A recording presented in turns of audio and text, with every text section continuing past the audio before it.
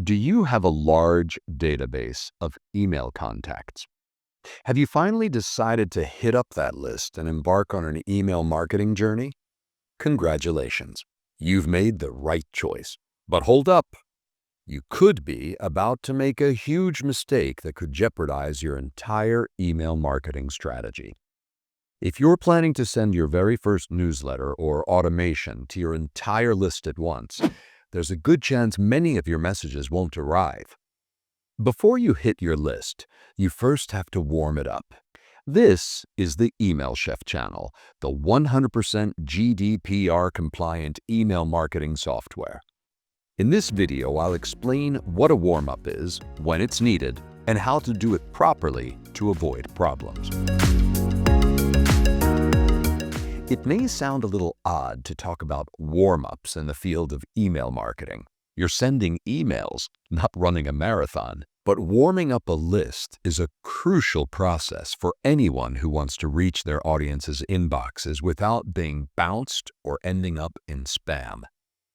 Just like long-distance running, warming up is a real process in which you gradually increase your efforts before hitting the maximum. In this case, you'll be slowly increasing the volume of emails sent from a new or long-active account.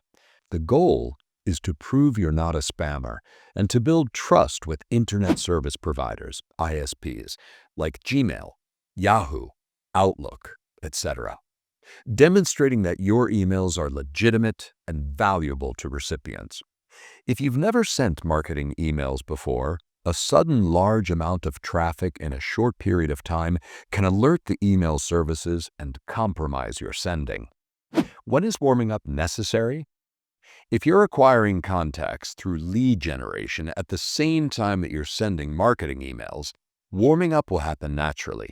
You won't be suddenly sending thousands of emails at once. You'll gradually increase the number of emails you send as your list grows. However, there are at least 3 instances when warming up is essential. 1. Cold emails. If you've legally purchased an email list with the goal of messaging everyone to gain new potential customers, warming up is essential. 2. Email marketing to company databases. This is a common scenario. The company has built a database over time and now wants to use it to send newsletters. First, you need to be sure you've received authorization to send promotional emails. Companies often include these requests when signing a quote or in contracts with clients, but not always. Even before worrying about deliverability, you need to be sure you can use those addresses. If necessary, first send recipients an email requesting consent and providing a new opt-in. 3. You want to restart email marketing after a few months of hiatus. If you stopped sending emails for months and now want to restart, you will need to warm up your list to avoid deliverability issues. Why warm up your emails? The main benefit is improved deliverability. Warming up isn't just a formality, it's a crucial step to ensure your emails actually reach their destination. If you start gradually, email providers like Gmail, Outlook, etc., will begin to recognize you as a reliable sender. That reduces the risk of ending up in spam and increases the likelihood of your emails being opened and read. Furthermore, a properly trained list leads to greater engagement. You'll have more people reading, clicking, and responding to your messages. And in the long run, it guarantees a stable and effective email marketing strategy without surprises or sudden setbacks. If you want to achieve real results, take the time to warm up your list properly. So, how do you warm up your list? Let's look at the basic steps together. 1. Gradually increase the volume. Start with a small number and then gradually increase the amounts over weeks. Segment your list, perhaps based on a common contact characteristic, and create small variations of the email for each send.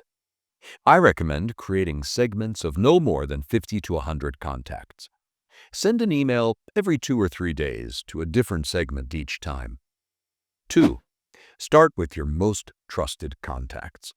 A valuable tip, especially for companies with existing databases, is to segment by contact type.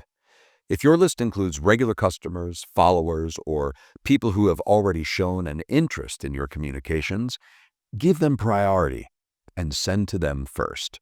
This will help generate immediate engagement. 3. Monitor your results. After each send, analyze your metrics to discover what worked and what didn't.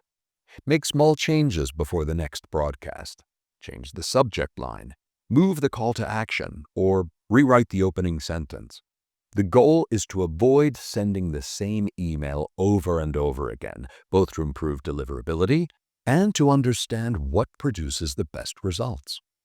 Each test will help you understand which elements generate the best response, optimizing campaign performance. Try to encourage interaction right from the start. A click, or better yet, a reply to your email are both very positive signals for providers. Remember that the warm-up process can take from a few days to a month or two, depending on the size of your list.